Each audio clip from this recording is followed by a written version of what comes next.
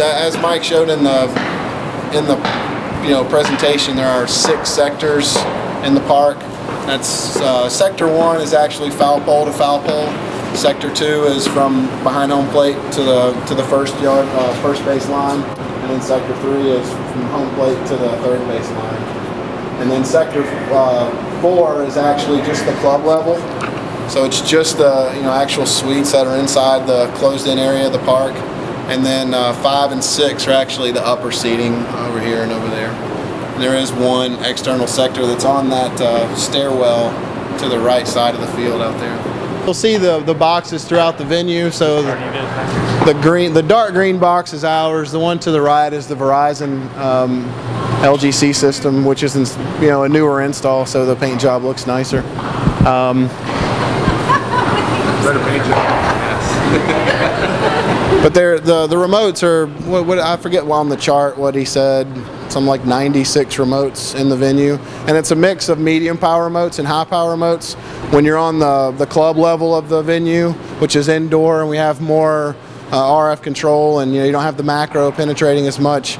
Those are all medium power remotes, and they're usually above the ceiling tiles in that space. And then out in the open air areas where we really wanted the high power to be able to cover all the way down to the front row seating, we have the high power remotes. And there's roughly 10 dBm difference between a high power remote and a medium power remote. So when you did like a site survey to see the impact of the macro network prior to doing the deployment in here, take all that into consideration? Yes, absolutely. I mean, originally, so there is a macro that's across the interstate to the west side of the stadium, and it's intended to cover Interstate 85, which borders, the western side of the stadium. Originally, they changed some of the mechanical tilts and direction of those antennas to try to get it out of the park. And what ended up happening, it created a void on the other side of the park. So that's originally why we added an external antenna from the in-building system, is to fill that void that was created by the optimization of the other macro site.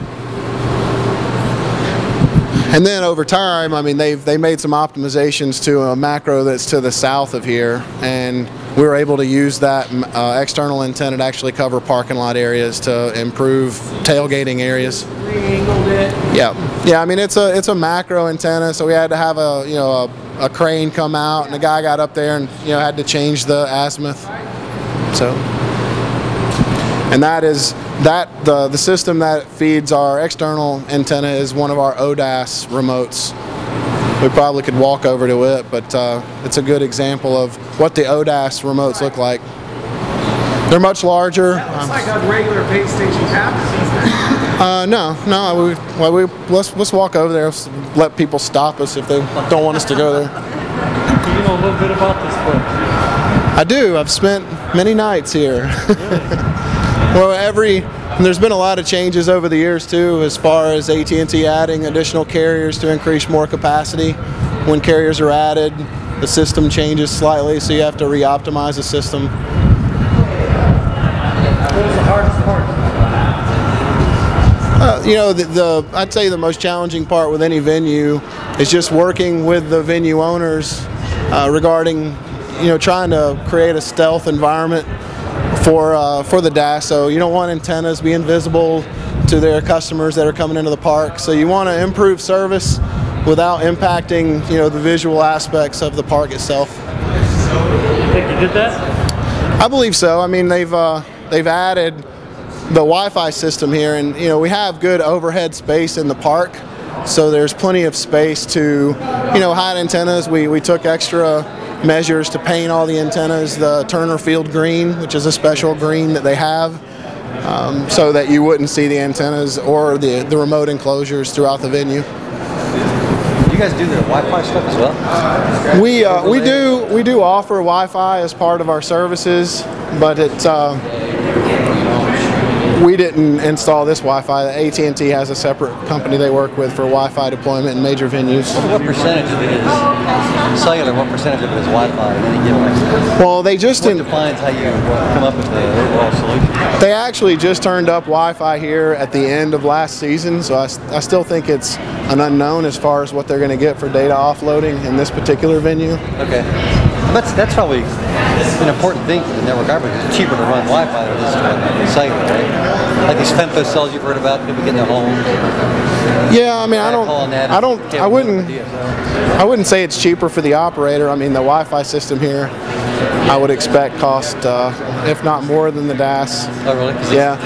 And the other thing that in the Wi-Fi space is you don't cover all the nooks and crannies of the park. You know, you're really trying to cover the stationary seating areas. Okay.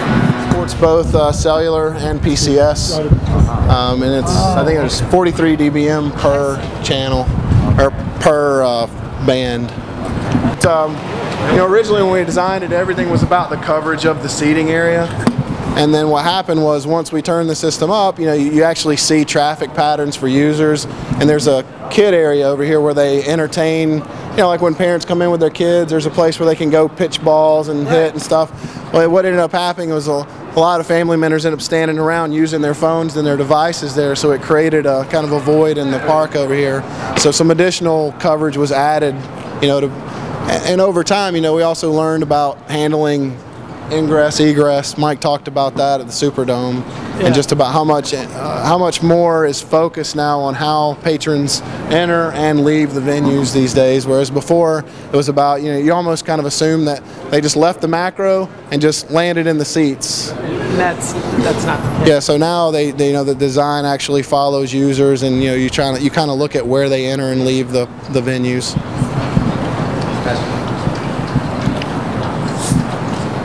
And that's all I got to say about that. How'd you dial it in? How'd you dial it in so it didn't interfere with the macro network and vice versa? Oh, you're never, I mean, it's never going to interrupt the macro network because it's, you know, it's so much more dominant from a power standpoint than we are. Plus they have much higher gain antennas, so just in general, I mean, it's always the DAS trying to compete with the macro. It's never, I haven't seen any cases where it's the other way around. But I mean, we even have a worst case scenario, right? A macro is mounted on the roof of a venue where you're trying to install, and even then, I mean, the challenge is creating enough power in the venue to overpower the macro. You probably already said you didn't put Wi-Fi in this. Wi-Fi is in Turner Stadium. Yeah, AT&T. It's all an AT&T Wi-Fi hotspot. Oh, okay. And that was installed and turned up. Service was added last year, towards the end of the season last year. So. All right, I don't know where we're supposed to go now.